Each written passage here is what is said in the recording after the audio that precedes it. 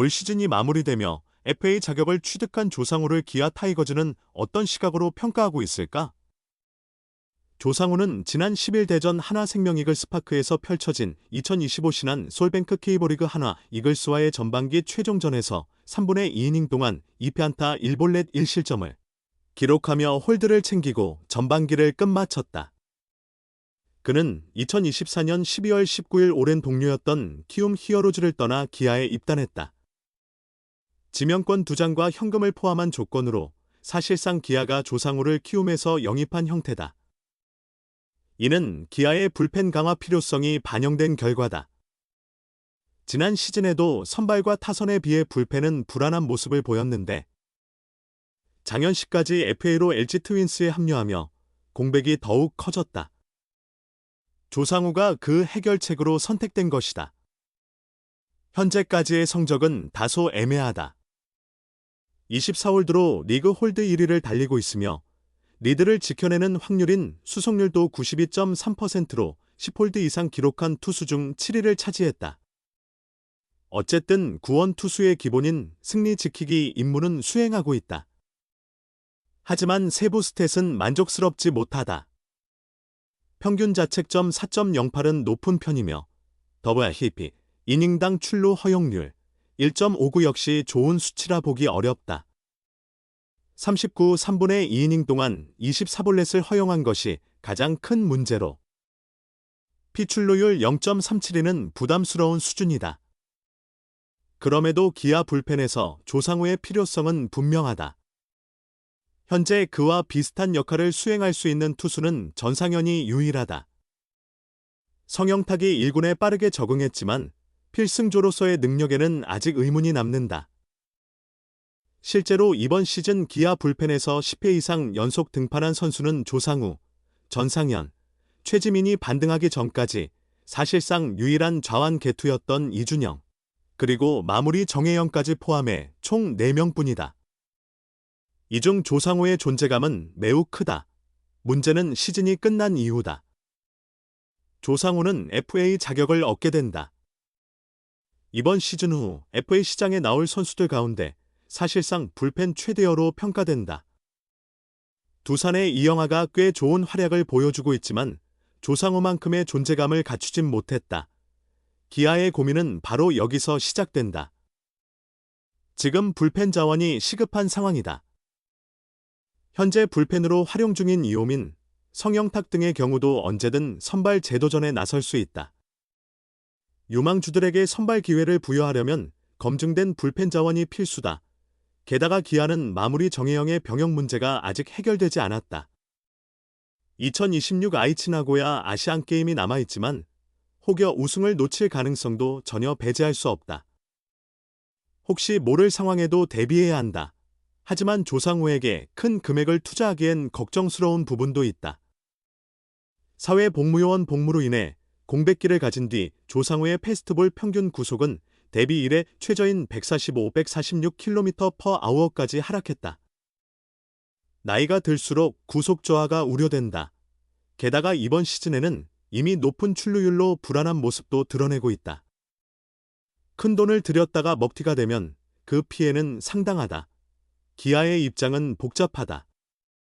팀에 꼭 필요한 선수이지만 큰 돈을 쓰는 것은 부담이 따른다. 남은 시즌에서 확실하게 좋은 성적을 보여주며 선택을 도와주길 기대할 수도 있다. 조상우의 공 끝에 많은 것이 걸려있다.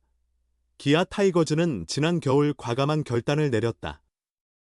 키움 히어로즈의 조상우를 데려오는 대신 신인 드래프트 1라운드와 4라운드 지명권, 그리고 10억 원의 현금을 넘겼다.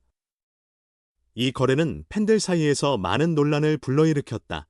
그러나 심재학 단장은 분명한 이유를 내세웠다.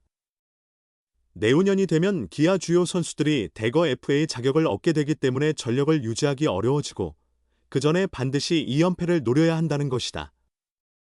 또한 장현식이 LG로 이적하면서 생긴 전력 공백을 메우려는 목적도 있었다.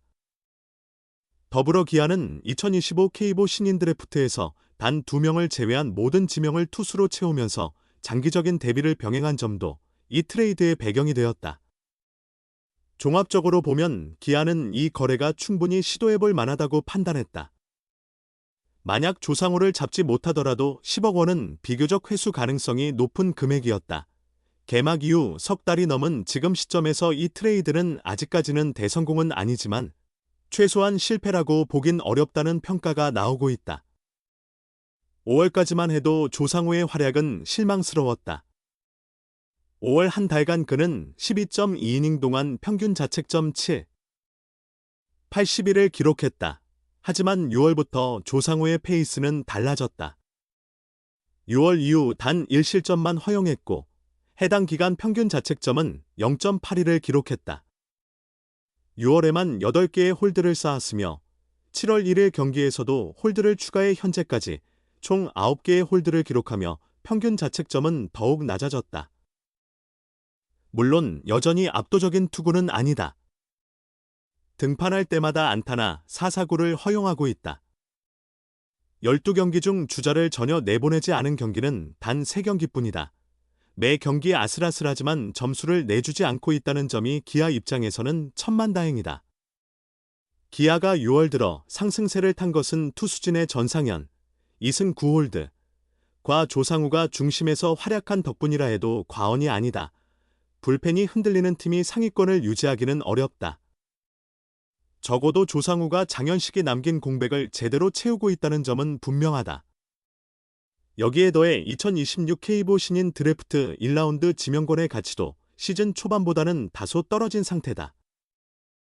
이른바 사사키 스노우볼 효과 때문이다. 이미 김성준이 텍사스와 120만 달러에 계약했고 박준영과 문서준도 멜비 진출 가능성이 점쳐지고 있다. 만약 두 선수가 모두 해외로 나간다면 1라운드 10순위의 가치는 예상보다 크게 하락할 것이다. 소위 정석대로 지명할 수 있는 선수가 줄어든 셈이다. 이는 평가에 따라 극명한 차이가 날 수 있음을 의미하며 정현우, 정우주급의 확실한 특급 신인이 부재하다는 방증이기도 하다. 만약 빅3가 모두 해외로 진출한다면 드래프트 상위권에서는 주로 좌완 투수와 내야수들이 선택될 전망이다. 이른바 좌완 빅5와 내야수, 빅3의 경쟁이 앞당겨질 것이다.